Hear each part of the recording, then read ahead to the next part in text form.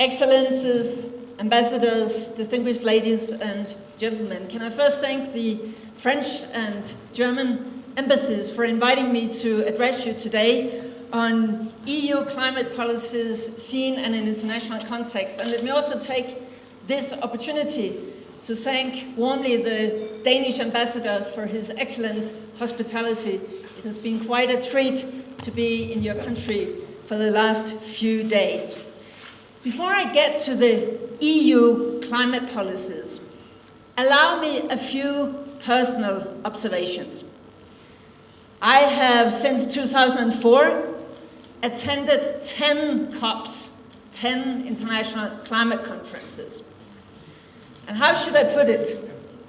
It's not always that Bolivia and Europe have seen things eye to eye. I think that's a diplomatic and safe way of putting it. But I've also been in bilaterals with Bolivians, where it was as if I was labeled as coming from the market world, where my counterpart represented Mother Earth. So it was as if the conversation really could never get into the real substance. It was sometimes as if we came from two different planets.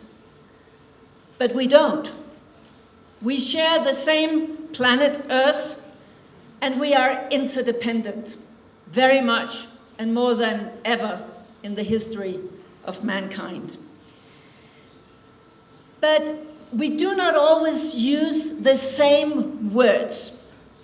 And that struck me on Friday, when I had a very, very enlightening meeting here in La Paz with some excellent representatives from different ministries, explaining to me, as we just heard Julio do here, about Madre Tierra, about Muyo, about how we should see things in a more holistic and circular way, about the responsibility of generations for generations. And this weekend, when I had the chance to visit some of your truly astonishing and overwhelmingly beautiful nature. And it struck me that when you talk about Mother Earth, I think in Europe, with our culture, it sounds very different until you really start to understand what you're talking about. And then it might not be that different from what we talk about in Europe, for instance. In Europe, we would talk very much about the contract between generations. Many people in Europe would say we should respect nature as God's creation. Also, many would definitely think that we have a moral responsibility not to devastate, not to destroy, not to devaluate nature. That is, for instance, why we put a price on pollution. You should not pollute nature. And maybe most importantly, more and more realize that we have to change the path we are on, onto a much more sustainable path, respecting natural boundaries, respecting that there are all other values in life than the materialistic values.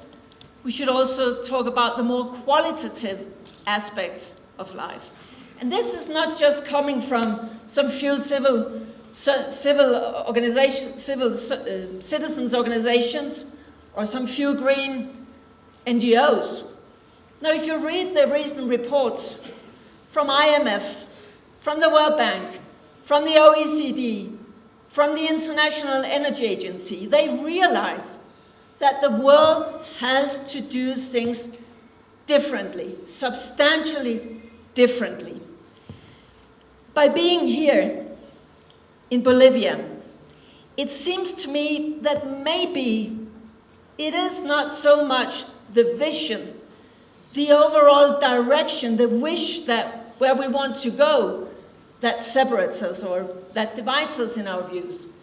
Maybe it's more when we come to the concrete tools.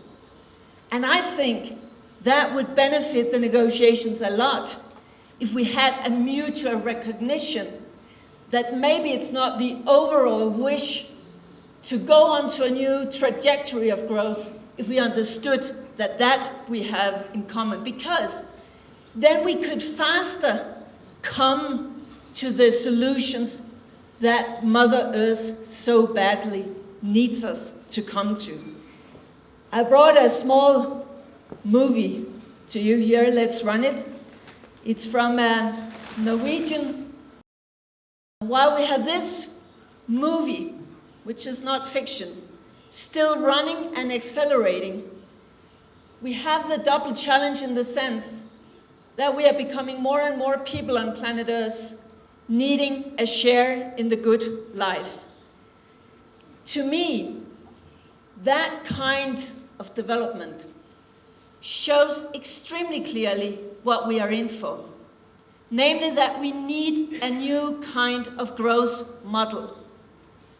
We cannot get the growth we need to a growing global population and still respecting natural boundaries and the climate change challenge if we do not grow in a different manner. We must have a growth less based on fossil fuels, more based on renewables. We need to get a halt to deforestation. We need to develop with more energy efficiency and much more resource efficiency. We need to exchange faster new technologies. We need to cooperate better there. We need to exchange best practices much more than we do today. We need a more circular economy where it's not about use and throw out, consume and throw out, but where it's more about recycle, reuse, don't waste, minimize pollution, and also maybe share a bit more. Actually, many Europeans, they start to be in for this sharing paradigm. You don't need to own your car yourself. You don't need to own everything yourself. You could also start to share. In Europe, we know that as one of the richest regions in the world, we have special obligations, we have a special responsibility. We have the special obligation to move first in the climate field and fastest. That's also why we already many years ago set up targets, binding targets for 2020. And yes, it helped. We have already reduced our emissions with 19% compared to 1990. In the same period as our GDP grew with 45%. In other words, emission went down, growth went up. So now, back in October last year, we adopted the new 2030 targets, with targets for efficiency, targets for renewables. At least 27% of our whole energy consumption by 2030 will have to be renewable. And then we adopted this target of at least 40% CO2 reduction through domestic effort. Let me dwell a bit at this point.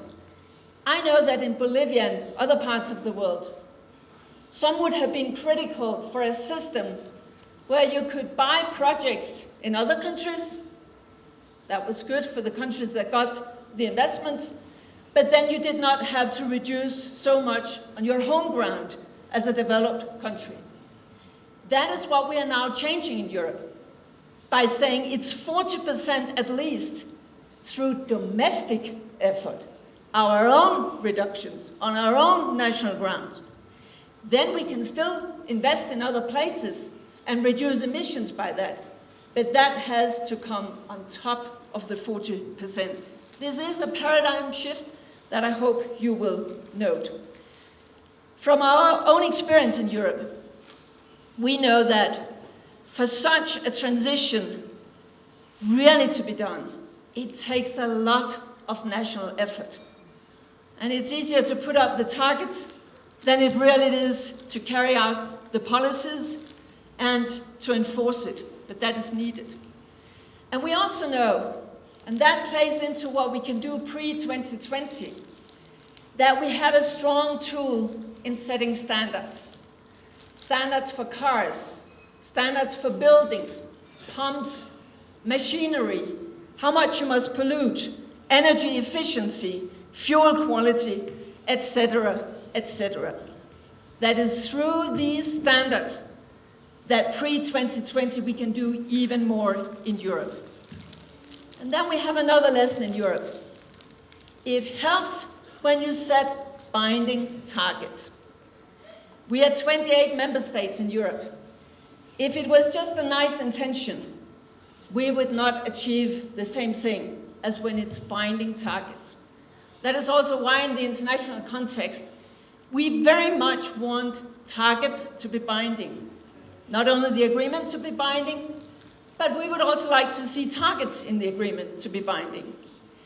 We know that others, also some big players, do not agree on that. But then we say to them, then they have the burden of proof to show that not binding targets can be as efficient and deliver as much.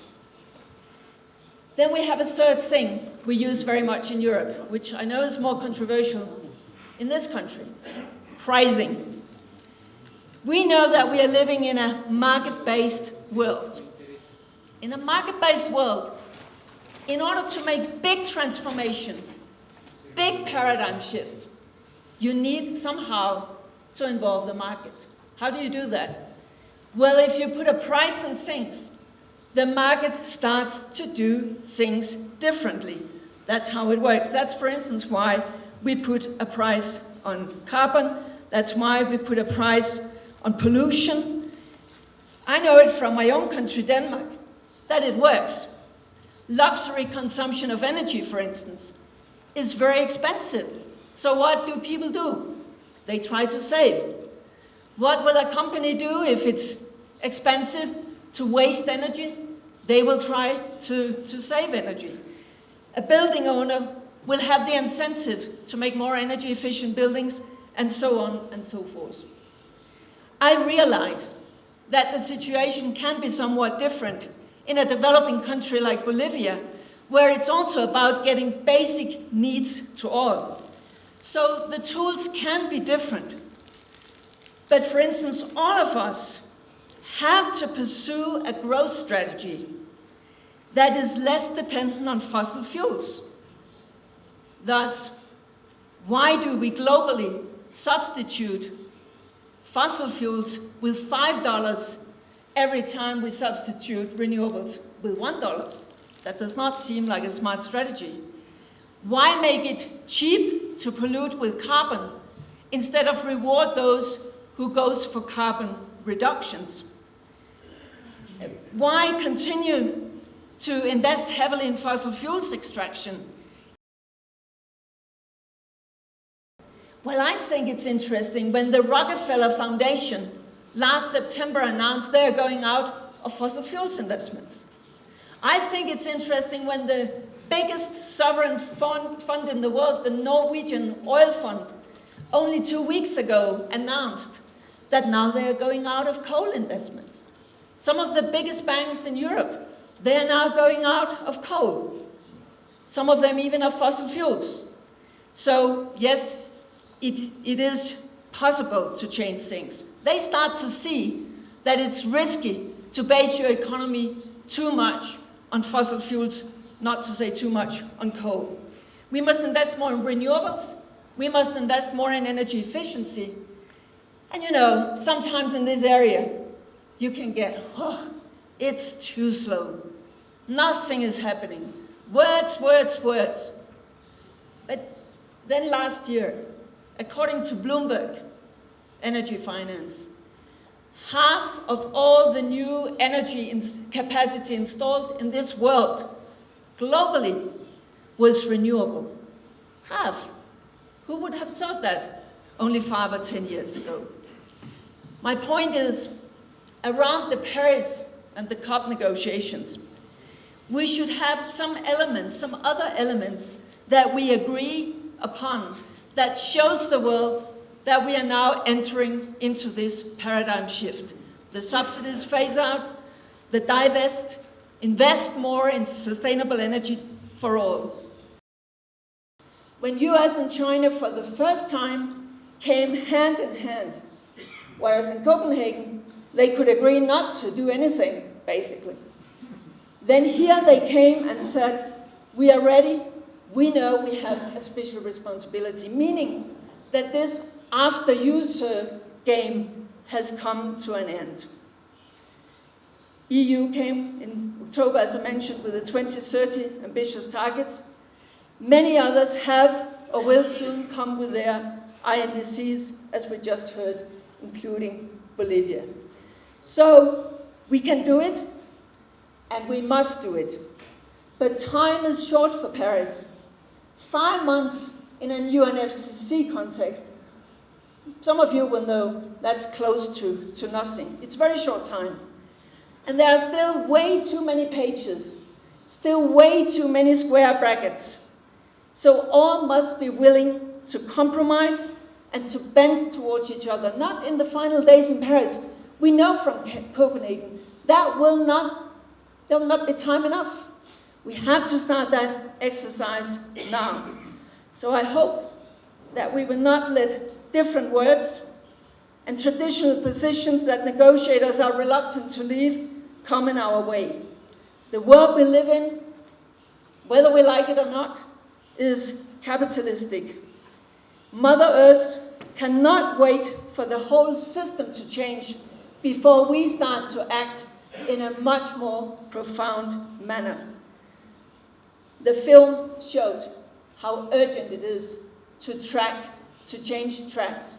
I really hope that we could work more together up to Paris in order to secure that that is happening now.